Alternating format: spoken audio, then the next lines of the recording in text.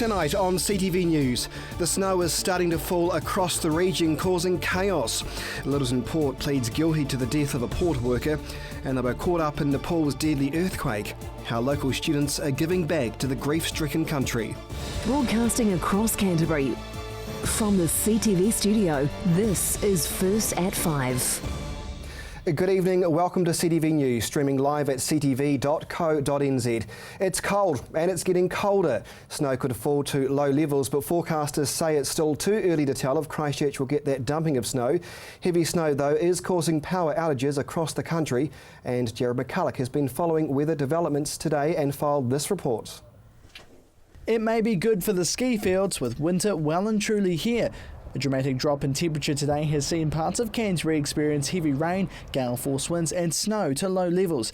However, it's not over yet, with the worst of what's to come happening later on this evening. Earlier today, we spoke to weather analyst Russell Voice about what's expected this evening. Well, conditions are slowly getting colder across the region. We've got rain that's really starting to set in now, and temperatures are starting to plummet. Snow levels will gradually drop through the afternoon, and there's a potential for snow to sea level, so pretty cold stuff. And since then, many places in the Canterbury region have felt the temperature drop. Timaru earlier today was sitting on 11 degrees. An hour later, it plummeted to 3. The snow began making an appearance in Ashburton at around 2 p.m. today, with more snowy conditions expected for lower lying parts, including Christchurch. This front especially has kind of come out of nowhere. Just 2 or 3 days ago it wasn't on our radar, and it's really just a lot of time and effort's gone into it, in the last 24 hours, because it's constantly been changing. This weather map shows that front moving over the South Island, first bringing snow to much of the Alpine region, with the storm set to kick in until midnight tonight. The New Zealand Transport Agency has issued warnings to motorists travelling in the higher Alpine areas, with the low pressure system affecting the Alpine passes. They urge drivers to allow more time for their journey and to be extremely cautious. But Russell says the snow in many areas won't last long.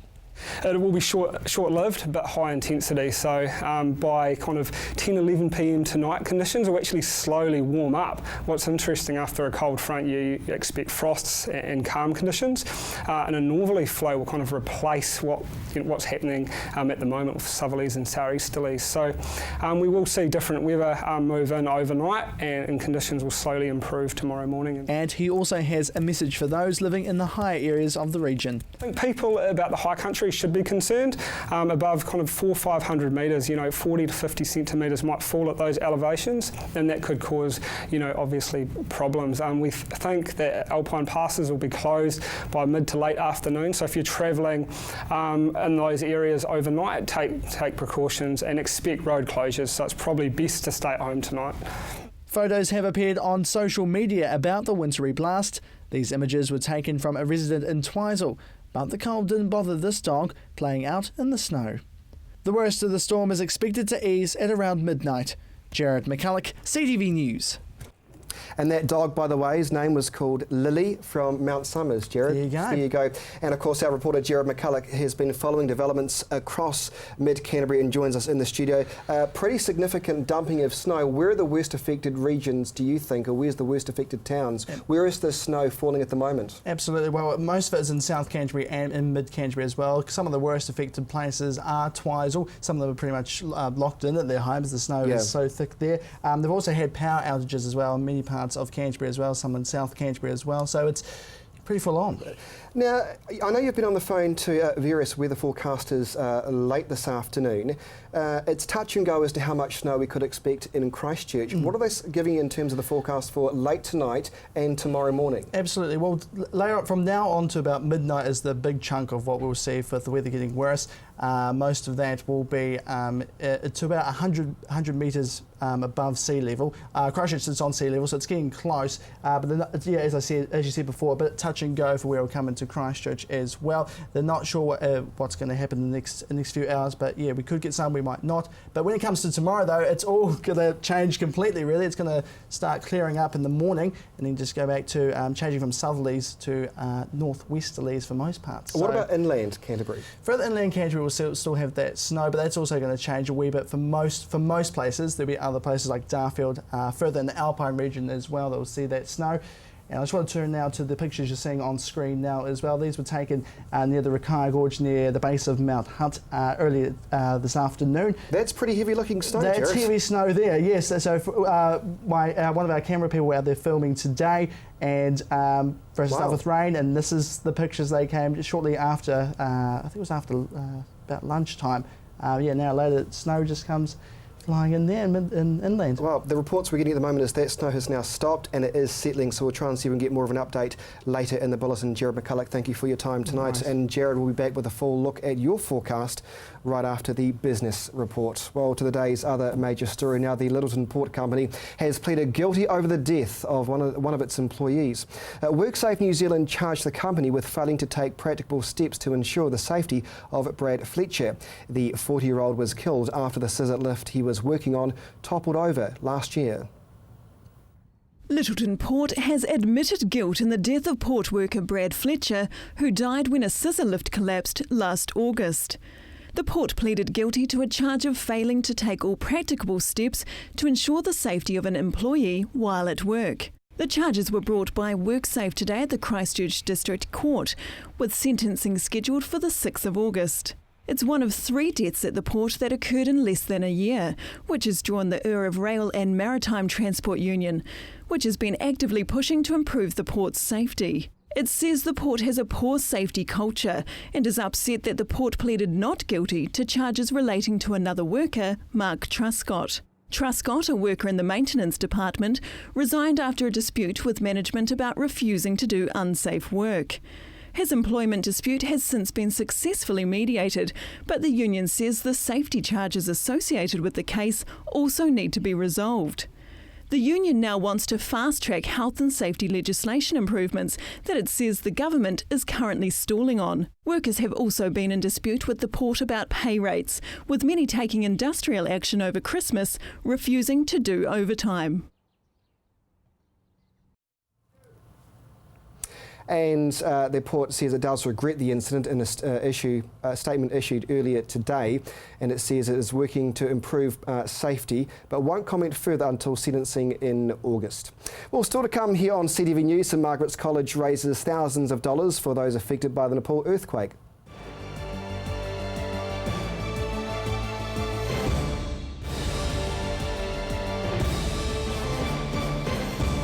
And welcome back to CTV News, streaming live at ctv.co.nz. Well, social media was abuzz late last night after a 16-year-old stole a front-end loader and took it for a dangerous joyride across the city. Many residents captured the slow-moving chase, which eventually ended, but after 90 minutes. A 16-year-old is facing a spate of charges following a wild ride in a front-end loader last night. The teen led police on a slow-speed chase through East Christchurch just after 10 p.m, before officers threw a can of CS gas into the vehicle cab, forcing him out. He was then arrested, uninjured and charged with a range of offences, including unlawfully taking a motor vehicle, aggravated assault, intentional damage, failing to stop, driving with excess breath alcohol, failing to comply with a prohibition from driving and reckless driving. Police were called out after the loader was reported being driven into fences and parked cars. It didn't take long for patrol cars to find the loader, which failed to stop when requested. Police then engaged in a 90-minute slow-speed chase, placing patrol cars ahead of the vehicle to keep a clear path away from public and other vehicles. Shortly before midnight, the loader made it to Fitzgerald Avenue, driving on the wrong side of the road. Police then threw in a gas canister and the vehicle came to a stop. Police are asking anyone who has since discovered property damage which may be linked to the incident to come forward. They're also reminding businesses to lock away equipment. This is the second incident of this kind this year in Christchurch. And it's crime like that just there that police are trying to reduce through community education in the city's east. Here's Chelsea Daniels again. Police are urging locals to work alongside them in the fight against crime in the eastern suburbs. Over 200 sausages were handed out today at Eastgate Mall as a gesture from police in order to reach out to the community. Today was all about linking with the community and giving them free sausage and some free crime prevention advice. It's been really exciting. We've had a really good response. The people that we've engaged with have been really lovely to deal with. We've had some great conversations, some really good laughs. We've also been working very closely with one of our close partners, the Community Patrols New Zealand, and it's just been all a really good day. Police have been working with Eastgate and surrounding areas, conducting surveys and finding out exactly what the communities need. All the concerns that the community raise are the things that they see on an everyday basis, and there was no surprises. There's the things like graffiti, the things that undermine what the community feels like. So there are a lot of things that they raise which the police don't have any direct involvement with.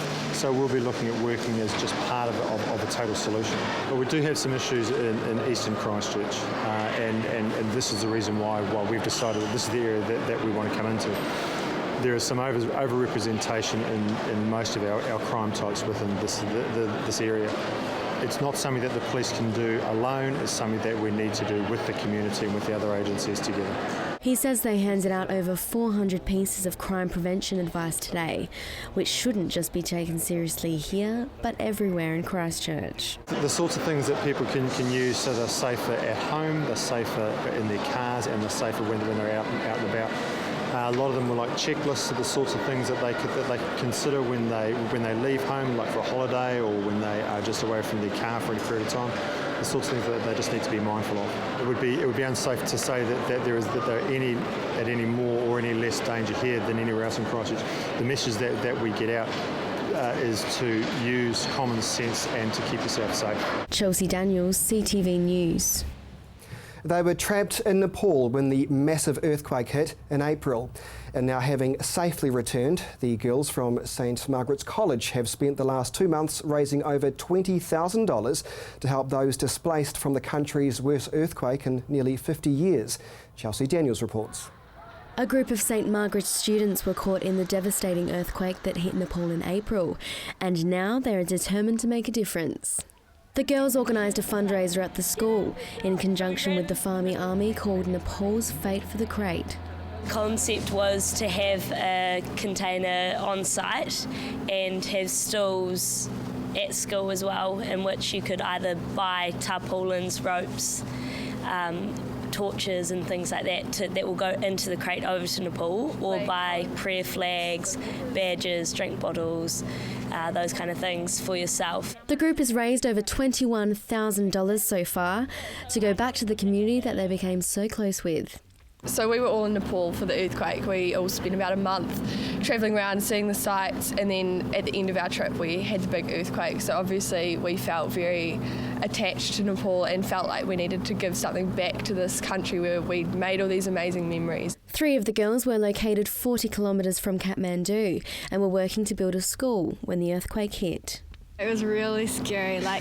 It was a lot bigger than in Christchurch, and it was just the fact that it was away from home, so it was a lot scarier because you didn't have your family there. It was a lot bigger and went on for probably 3 times the length of the Christchurch one.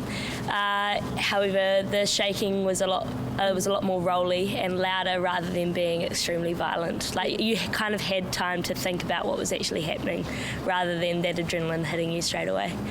But earthquake's an earthquake. So, yeah.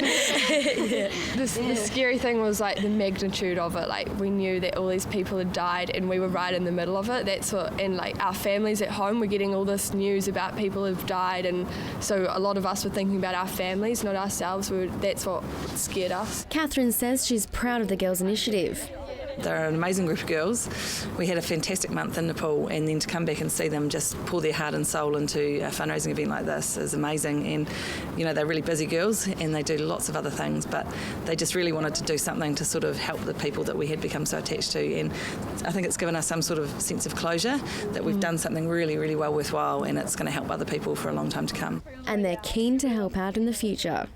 It definitely is just kind of one of those stepping stones towards other things. Now that we've organised something of this size and raised this much money, it kind of gives you a bit of confidence to be able to go out and do it again, obviously, because you get a bit of a taste for what it's like, and it's really cool. So I suppose. Yeah, it opens your eyes to the opportunities outside of the classroom, which was really cool, I thought.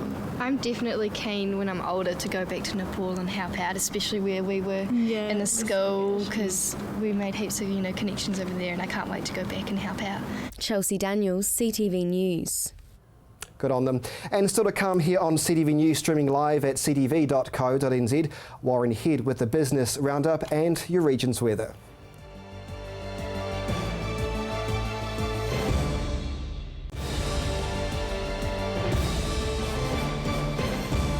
Welcome back to CTV News. A man on parole has been sent back to prison after stealing groceries and meat worth thousands of dollars.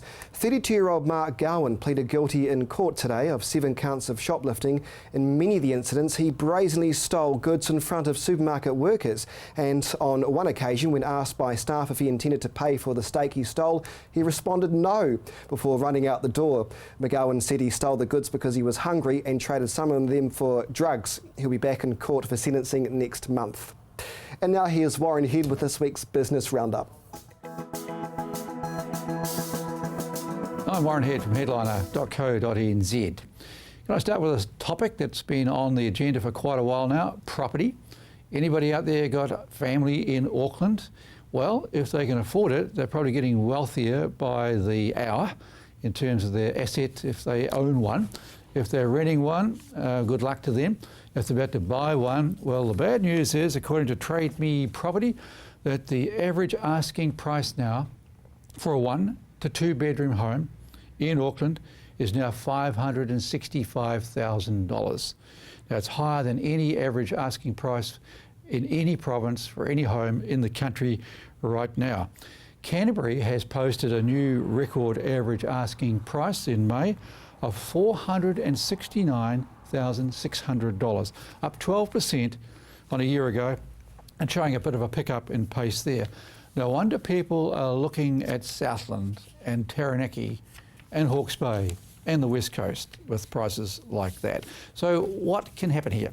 Well, out has come the Productivity Commission and the chairman, Murray Sherwin, who's a very experienced Mandarin in Wellington in public affairs. He says business as usual is not enough anymore. A more aggressive approach is required.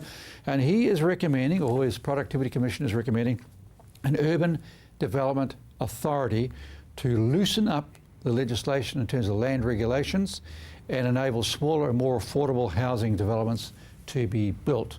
Well, I think actually we should start looking at other places for some of these affordable units with imported product. And there's some of those going up around Christchurch right now that are very interesting that I'll talk about again in the future. Just want to say too that Kiwi Bank, who's of course involved with a lot of lending, has removed many home loan fees. Now, I was struck with their generosity. In fact, that they went and did it. Nobody asked them to do it, so they took off a whole raft of fees. And they removed 10. There were 10 fees, and there were all sorts of things that you never heard of until you went to do it. You know, multi-borrower fees and bridging finance fees, rate fixing fees, repayment holiday fees, e-value fees, whatever they are. To get a copy of the loan documents used to cost you $35. They wiped the lot, mostly nil, on about 10 of these fees. So quite interesting that a big bank like that can do it. In town today, there is a milk supply conference underway. At the meeting this afternoon, there was excellent breakthrough news from one of our Canterbury products companies, Synlait Milk, who have come up with a new opportunity to help reduce their exposure to the Chinese market. They are going to launch, with the help of an American baby products manufacturer, a new grass-fed, branded retail-ready infant formula into the United States and into China that will be manufactured exclusively by Synlait. How it all works is that the American company called Muchkin and Synlait have teamed up together, and there will be a new standard type of product where cows will be exclusively grassed on a pasture or crop-based diet with no feeding of grain or feed not grown in New Zealand, and they'll be independently audited, the farms that is, will be independently audited to ensure they meet and maintain this standard. And that's designed to give us a grass-fed infant formula lift. Now, all those years we've seen the cows just munching on our beautiful green grass. We never thought anything like that would ever happen, but it has. On the subject of food, to close off, McDonald's McDonald's is big. Everybody knows that. It seems to be everywhere. It's got 164 restaurants throughout New Zealand. 60% of them are owned by local franchises. They've run a profit of $30.75 million for the year. I was a bit surprised it was just $30 million, but I guess it takes a lot of hamburgers to make $30 million. They said in their release that they were having a watching brief on Christchurch for new sites as the city is being rebuilt. I'm Warren Head for headliner.co.nz.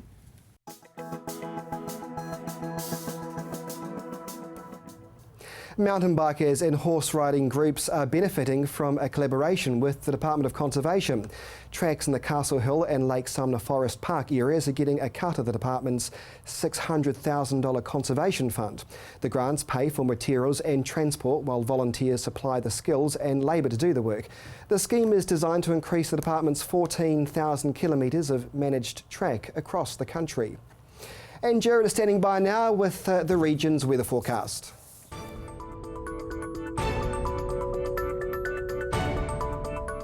Good evening, Canterbury. One word, snow for most places throughout the region today. It started off quite fine and warm, then it just plummeted from there. But let's take a look at today's highs, shall we? 12 degrees for Timaru, Temuka and Geraldine. Just 7 degrees for Twice, with those snowy skies here and there as well. Ashburton, Leeston and Christchurch, 13 degrees for you. Methven, just 11 degrees today. Akaroa was the warmest here on 14, but you had some sleety showers here and there as well.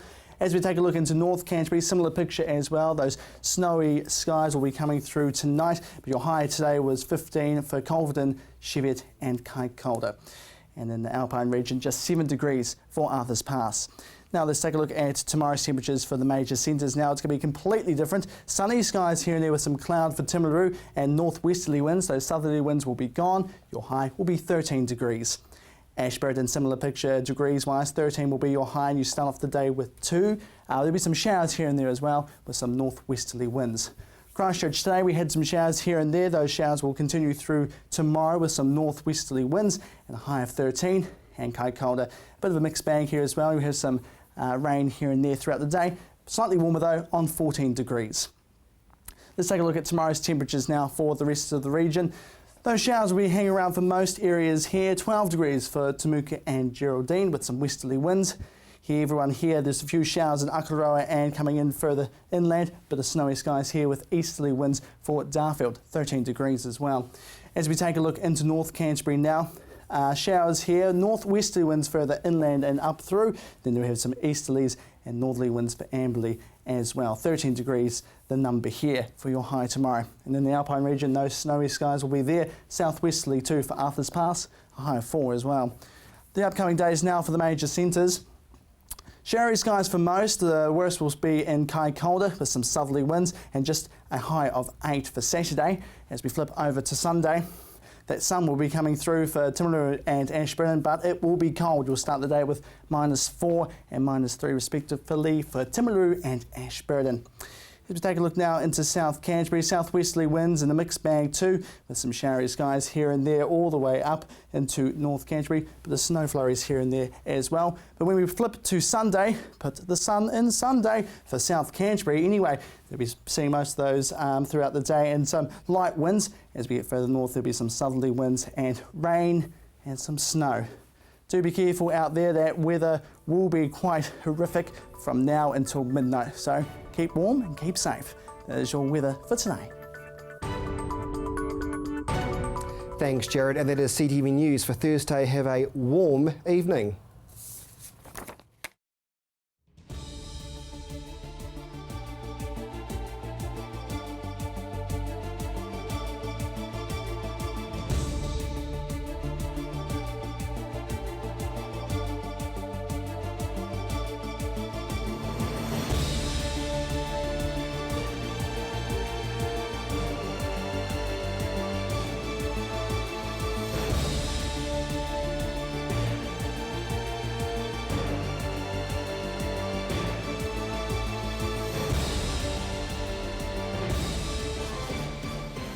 Supporting local content so you can see more of New Zealand on air.